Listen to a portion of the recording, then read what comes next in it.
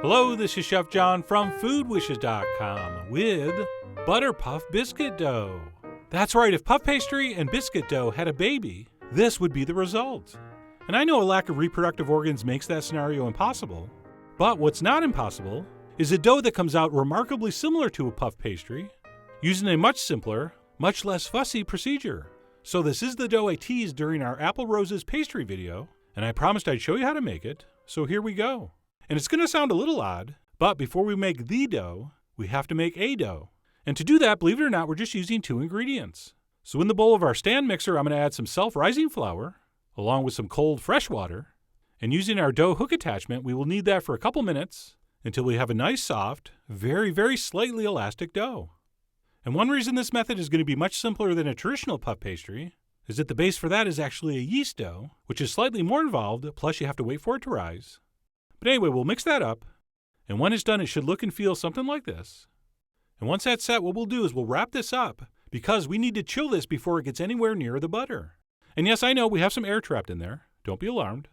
This is going to get rolled flat anyway. So we'll wrap it up and we'll pop it in the fridge for at least 30 minutes and get it ready for the first application of butter. Oh, there's going to be more than one application. So we will chill our dough, after which we can pull it out, unwrap it, and roll it into a rectangle about a ½ inch thick. And as usual, we're just going to use enough flour so it doesn't stick to the rolling pin, or our hands, or the table. And like I said, we're going to roll that out into a rectangular shape, which is going to be approximately, I'm not sure how many inches by, I don't know how many inches that is. And the point I'm trying to make is it doesn't matter. As long as it's a rectangle and anywhere close to about a ½ inch thick, we can move on to the next step, which will be the grating of the butter. And not just any butter, frozen butter. So I put a stick of butter in the freezer, and with the help of a cheese grater, I'm going to grate on just over half a stick of butter. And by the way, when you're done with this, put that butter back in the freezer for the next application. And once that's grated on, we'll take a piece of plastic wrap and use that to gently press that butter into the dough. And when I did this, one thing I noticed is that the butter stuck to the plastic. So what you will want to do is flour that plastic first. And you'll see, we do it the next time, it does work better. But anyway, we'll grate on and press down some butter, at which point we're going to take our bench scraper and give this the classic trifold. So we'll fold that third over this way, and then the other side up over this way, which some people will call a letter fold instead of a trifold. Same difference. And what we accomplish there is turning 1 layer of butter into 2. But that's not even close to enough layers of butter. So we'll put a little more flour down, and we'll roll that into another rectangle shape. And I don't want you to be concerned with the exact thickness or exact shape and size of this rectangle. The only thing that really matters is that you're able to fold it. Because all we're trying to accomplish here is going from 2 layers of butter to 6 layers of butter. So we'll give this the exact same trifold. And one tip, you always want to brush off any excess flour before you do these foldings and rollings. Because what will happen is that dough won't stick together. There'll be like flour in the way. So that kind of thing right there is the difference between a pro baker and posers like me. But anyway, despite my poor technique, I was able to fold it, and I'm going to give it another rolling to approximately 1 inch thick, at which point we're going to wrap that in plastic and put that back in the fridge to chill thoroughly before moving on to more butter and the creation of many, many more layers. And by the way, I believe the official term for what we're doing here, making these layers with the butter in the dough, is called lamination. So keep that in mind just in case you ever end up on a pastry-based game show. Could happen. But anyway, I just killed enough time while you watch me wrap that up, and we'll transfer that into the fridge for 30 minutes, at which point we'll take it out and continue on. And unless I've lost count, I believe we have 6 layers of butter right now, which I decided to increase before applying the rest of the butter.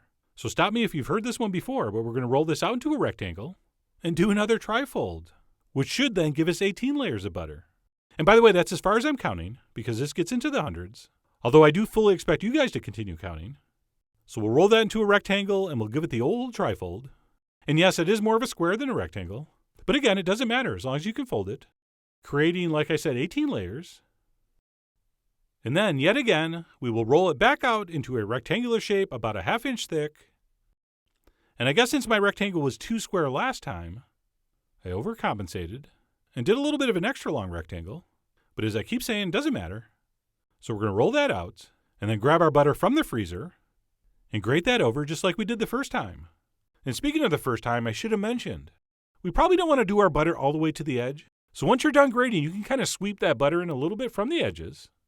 And once we've done that, we will again press it down with some plastic wrap, But this time, as promised, we're going to coat that with a little bit of flour first. And that did work much better. And then, and I'm sure you did not see this coming, we're going to give it another trifold. And then once that fold's done, we'll give it a little rolling like we did before to kind of press everything together. And I was actually thinking of stopping right here, but I got greedy, and I decided I wanted to double my layers. So I folded it in half, which according to my calculations would give me twice as many layers as I had before. And once I had done that and realized how easy I had just doubled my layers, I did it again. And there was no oops involved. Except that because of my greediness, I sort of lost my perfect symmetry, which I'd be lying if I said bothered me that much. But things were relatively precise until this point. But anyway, that last fold concluded the buttering and folding portion of the program. And at this point, all we need to do is wrap that up and chill it thoroughly before we use it. I'd say at least a half hour, but probably a couple hours is better. And once it is thoroughly chilled, we can pull that out and pretty much use it for anything we would use puff pastry for. So I went ahead and rolled out my dough and cut some round shapes so I could bake these and test them. And once these were cut and placed on a lined baking sheet, I gave them a little bit of an egg wash, as well as some demerara sugar, because I had actually hoped to use these in our strawberry shortcake video, which ended up being a complete failure because, as I learned, cold puff pastry is almost impossible to cut with a spoon. But anyway, you will read about that sad tale on the blog post. Let's get back to the part that wasn't a failure. So I went ahead and I popped those in a 400-degree oven for about 18 minutes, at which point they looked like this. That looks like puff pastry.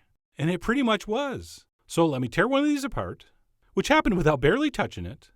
By the way, that would be the not brushing the flour off. But anyway, as I separate these layers, you can kind of see what happened. We basically have a layer of dough, layer of butter, layer of dough, layer of butter.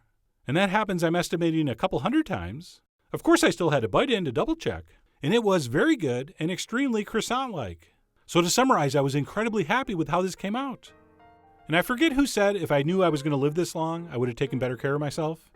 But I was kind of reminded of that, because if I had known how good this was going to come out, I would have organized the steps a little more precisely and paid a lot more attention to the exact ingredient amounts.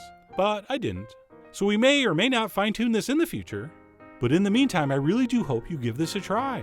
So head over to foodwishes.com for all the ingredient amounts and more info as usual. And as always, enjoy.